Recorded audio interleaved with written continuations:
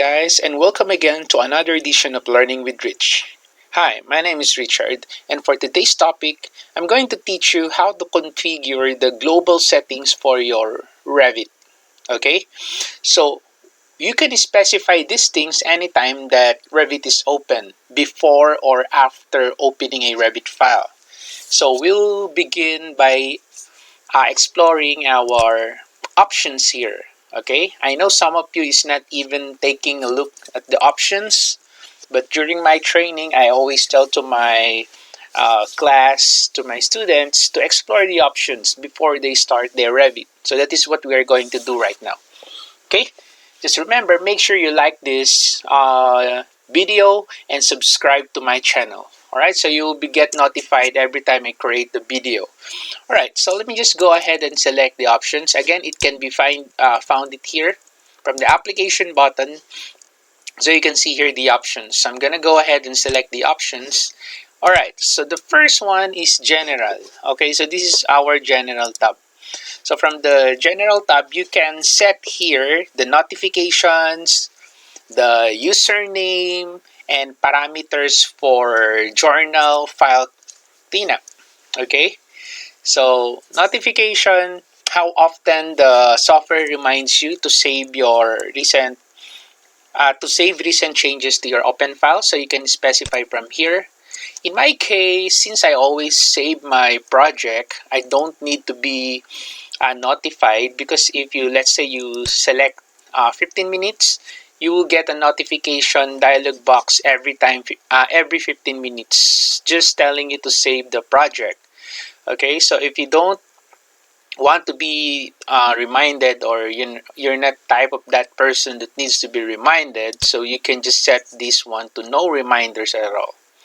Okay, but as a beginner, so I would suggest you to be notified every 30 minutes to save your project. All right, and then you also have here your synchronize with central reminder interval, meaning how often the software reminds you to synchronize with central when you are doing work sharing. All right, so you can set it here. Username, usually the username is also your sign in name here, your Autodesk account. So yeah, so every time you sign in here, like for example, learning with Rich, so you will also see here learning with Rich. Okay, and for the journal file cleanup, so when the number of journal exceeds, let's say for example to 10, okay, so it specifies the number of journals files to retain and the number of days to retain them. Okay, so you can also have here how many days before Revit delete your journal, so 10 days. Okay, and what was this one? So working update frequency, so how often the software updates work sharing display modes. Okay, and then you also have here the view options. So what will be your default view discipline? So you can specify here a default discipline for views where no default view template exists, or where a view template exists but no view discipline has been specified. So changing the current selection alters the default view discipline parameter in the revit.ini file. Okay, so you can change from here. Okay, so another tab that we have here is user interface. Okay, so user interface. So as you can see, I have here the configure, tools and analysis. So wherein you can hide the tab. So let me just go ahead and open a project or create a new project just to show you how it works. So I'm going to select architectural template or whatever template that is available on your Revit. Okay, so how does this work? Okay, so let's say for example I'm doing architecture. I don't want to see the systems tab because I'm not doing M&E, for example. So what I'm going to do is I'm going to click the application button. So there's the options, and then I go to the user interface. So from here, tools and analysis, you can see that the systems tab here is checked. So I'm just going to uncheck this one. Okay, I just uncheck that. As you can see, it removes the mechanical analysis tool. Okay, and then I select here OK. And then if I go here, systems, so no more mechanical tools here. As you can see, no more duct, no more air terminals. Okay. Now, if I'm going back again to the application button, options, user interface, let's say, oh, I don't want to see the systems tab completely. Okay, so I just need to uncheck this, right? So this is how you hide the discipline tabs using your user interface tab options, okay? And then let's say I already uncheck it, so I'm going to select now, okay. All right, as you can see, there's no systems anymore. Okay. All right. So I select the application button, options, user interface. Then let's say, oh, I want to see the systems tab. So you just need to check it again. Okay. So these tools and analysis here, it provides an access to the tools. Okay. All right. So another thing here is the keyboard shortcuts. So in Revit, in my case, so most of the time I just use the icons here. So I just click icons, but you can also type the shortcuts. So in case you don't have any idea what's the shortcut of the command that you want to use, so you can just go ahead and select the keyboard shortcuts here, customize, and then you can see now here your keyboard shortcuts dialog box. So from here, you can see the command and then the shortcut and then also the path. Okay. If you want to do it manually. So yes, you can also create your own shortcuts here. Okay, so as you can see, this select tools, they don't have shortcut yet. So that's why if you want to create your own shortcut, you can always create it by selecting and then pressing here or keying the shortcut that you want, and then after that you assign it. Okay, so that's your keyboard shortcut. So another option wherein you can activate the keyboard shortcuts is by going to your View tab, User Interface, and then you can also see there the keyboard shortcut. Actually, there's also a shortcut which is KS. So you can type KS and then the keyboard shortcut will appear. KS. So it will appear. All right. So that's your keyboard shortcuts. So it displays a dialog to add, remove. You can also import or export the keyboard shortcut. So you can change predefined keyboard shortcuts and add your own key combinations for Revit tools. Okay. So keyboard shortcuts from your application button, options, user interface. There you go. Now, double click options. So what is this double click option? So it displays a dialog to specify double click behavior for entering mode, edit mode for the following, which is family, sketch element, inside views, outside views on sheets, assemblies, groups, components there. So how does it work? So if we are talking about family, when you try to double click it, by default, what will happen is it will open the family editor. Okay, you see it's edit family. Let's say, for example, I'm going to draw a wall here. So this is the wall. Okay, and then after that, I'm going to create a door. Okay, so this is the door. Okay, so this is a family, right? So if I am going to double click the door, it will open the family editor. Okay, so this is the family editor. Okay, so I'm going back to my project here. Okay, so that is what will happen every time you double click a loadable family. So what happens is it will open up the family editor. Okay, another option that you can set for your double click, aside, let's say, oh, I do not want to open the family editor because sometimes this is a problem for beginners or starters of Revit. Sometimes unknowingly they double click a family and then they will be relocated, or it will open up the family editor. They do not know the family editor. That's why sometimes they freak out. Okay, so that's why if you don't want the edit family every time you double click that, so you can change. You can select do nothing. So if you select do nothing, okay, all right, then if I double click, nothing happens. Okay, No more accidental opening of the family editor. But of course, if you are already a user of Revit, okay, so you might want to set this to edit family. Or another option there is edit type. Edit type, so how does this work? So every time you double click a family, it will open up the type properties so you can edit the type of that particular family. It's either you modify the parameters or you duplicate the family. Alright? So those are the three options of double click when it comes to family. Interface, double click, family. So we have here three options: do nothing, edit family, or edit type. So I'll just select edit type again. Sketch element. Okay, so what's this sketch element? So sketch element, it's something like your family or wall. Okay, so take a look. I already created the wall here. So meaning every time I double click, it will edit the element. If that element is a sketch element. Okay, so I'll just select this. Okay. Okay, so let me just go ahead and open the 3D view. Okay, so this is my wall. So I'm going to double click the wall. Alright, so it will now open up the modify edit profile. Why? Because wall is a sketch element. So you can resize your wall by doing this. So let me just remove the constraint.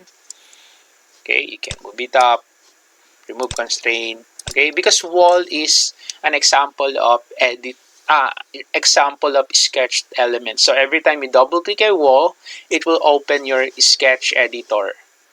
Okay, so let's say, oh, I want to create a hole or an opening. There you go. And then I select here, check. So that's now my wall.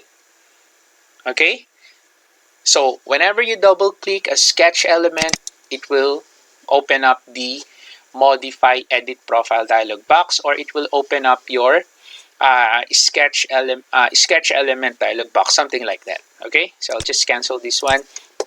And same with your family. So we also have other options for your sketch element. So aside from edit element, so it's either you edit the type, same with the family, or do nothing. Okay, do nothing. Okay, okay, do nothing, right? So every time I double click, do nothing. The other one is edit type. Okay, edit type. Edit type. Okay, okay. There you go. So it opens the type properties for your sketch element family. All right. So this is very helpful to us. So that's why we are trying to explore these options here, because some of the users, they don't even look at the options of Revit. So they just go ahead, do their stuff, do their modeling. Okay. So what are the other options on our double click options? Okay. All right. So I'll just make it back to the edit element. Okay.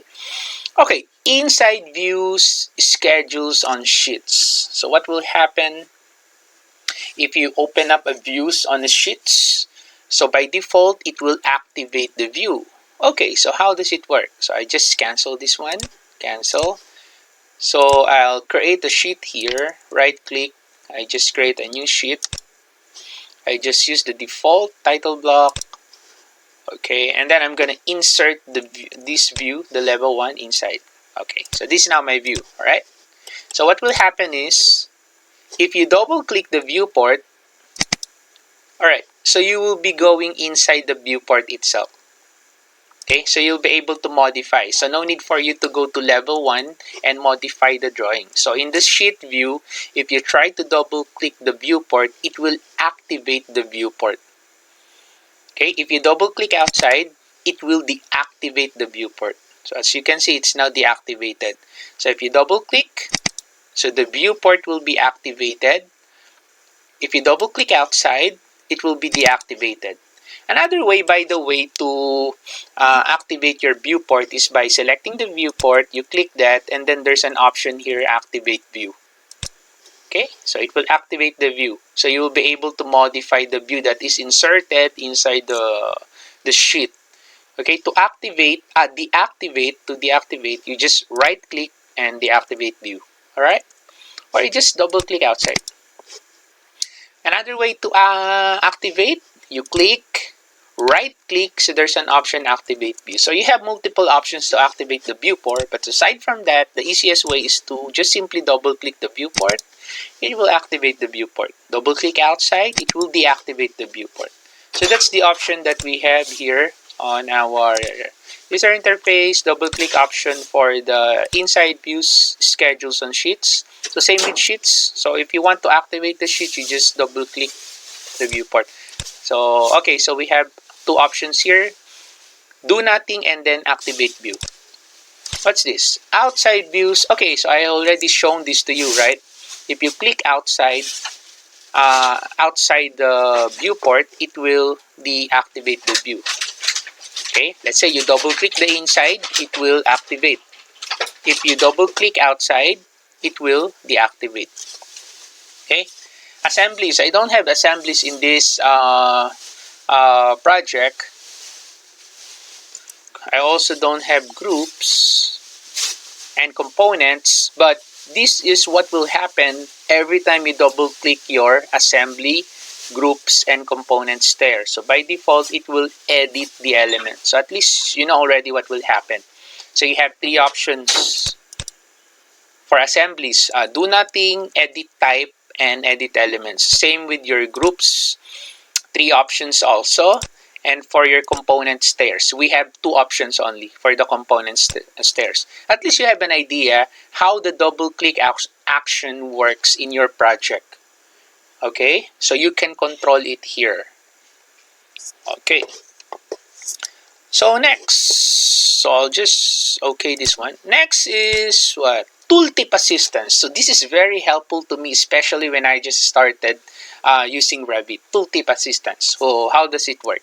So as you can see, the default is normal. So if the default is normal, it specifies or it will tell you what is the name of the command by just moving your pointer to a certain command. So let's say my tooltip assistance is normal. So tooltip.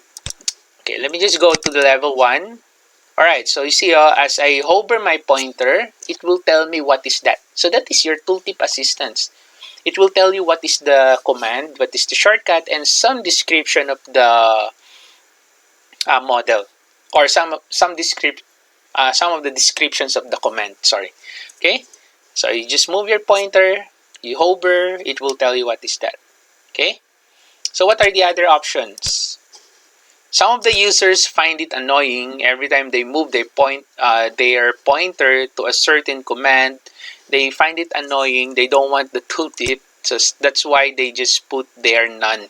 So if it is selected none, none. Okay, so no tooltip. This is for professional already, but we are not yet professional, so we still want to know what is this, how do we use it, okay, what is the description of the command. That's why you set it either minimal or normal. So if it is minimal, it will only tell you what is that command is. Where's that? Minimal. Okay. Right. You see, I just moved my pointer. So it will tell you what is the command and then the description. Now, if you want to have some illustration, so you select normal. Okay. You select normal. That is the default. Okay. Select normal. That's the default. High. When you select high, it includes some animation. So take a look. I select high. I select here OK. Let's say, oh, I want to select stair. Let me see if I have illustration here. So we don't have illustration. What about the wall? No illustration. No video. Usually we have a video. Okay, before there is a video. Now they just make it quicker. It appears quicker, right? The video description aside and then the illustration. Okay, you see? It shows the tooltip assistance very quick if you select there the highest one. Okay, all right. Just like this one, there's a video for that. Okay, So that is the difference. So user interface, tooltip assistance. So if it is none, there's no tooltip assistance. Minimal, it will just show you the definition, okay, of the command. What is that command? What is the description? Okay, if you select normal, it will also show you the illustration. If you select high, it will quickly show you the description and then the illustration. Or if there is a video, it will show you also the video of the certain command. Okay. What are the other small tidbits in the option? Okay, enable recent files page at startup. So by default, it is checked. Okay, what happens is, all right, so let me just close this one without saving. All right, I'll just close, no, so the close, no. All right, so this is what we call the recent files window. So by default, this window is open. But if you don't want this recent files window or recent files page, you can just uncheck it. User interface, you just have to enable your recent files page at startup. So I just uncheck this one and then I select OK. So this is what will happen. So I close now my Revit and then I reopen it again. Okay. So you will notice that it will not display the recent files page when you start the Revit. Okay, so let us just wait. And after that, I'm going to show you another alternative if you want to show your recent files window. Alright, okay, so this is now my page. As you can see, there is no recent files window. Okay, again, if you want to turn it on, okay, you just need to check it on your options. Or another option, you go to the View tab, User Interface, there's the recent files. Okay, you just need to check that and voila. Okay, so that's now your recent files window.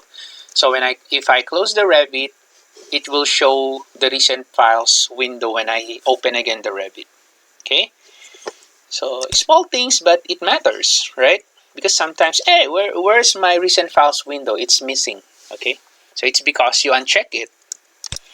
Option. Okay, what else do we have here?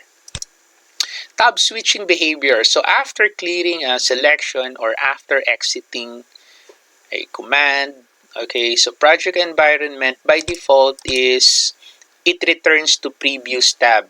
So that's the default. The other option is it stays on modify tab. Okay, let me just go ahead and open project here, sample project.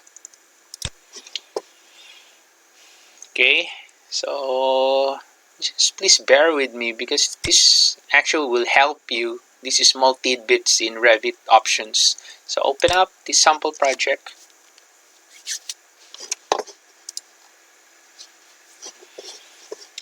Okay, let me just open the level 1. Okay, so what's the settings of my user interface here? Let me just check this one. Okay, so after clearing a selection or after exiting in the project environment, so this is the project environment, it will return to previous tab. Okay, so what does it mean? So I select cancel. Alright, so I'm going to select, for example, this wall. So you will notice you will be going to the contextual tab, right? You go to the contextual tab of that particular element. Now, after I clear the selection, so let's say I select modify, it will go back to the previous tab. Did you notice? Alright, so let me redo it again. So I'm going to select this family. So I click this one. So you will notice you will change your tab. From architecture, it will becomes modify or what modify and whatever is that. So in my case, it's furniture. So it will go to a contextual tab.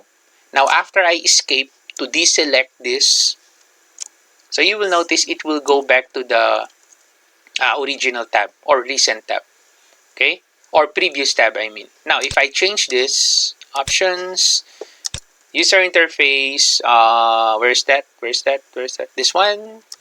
So, stay on modify tab. That's the other option. So, meaning to say, if I select this one, it will go to your Modify tab or Contextual tab. Now, if I select Modify to deselect the element, it will stay on your Modify tab. You notice? Oh, let's say I'm going to repeat again. So Architecture, this is my previous tab. So this is my tab. So let's say I select this one, this column. I click the column. It will go to the Contextual tab. Now, if I select Modify, it will stay on the Modify tab. Alright, so hope you understand that. So that is how the project environment here works. So same with the family editor. If you are inside the family editor, so you have two options also. Family editor is this one. So I double click this.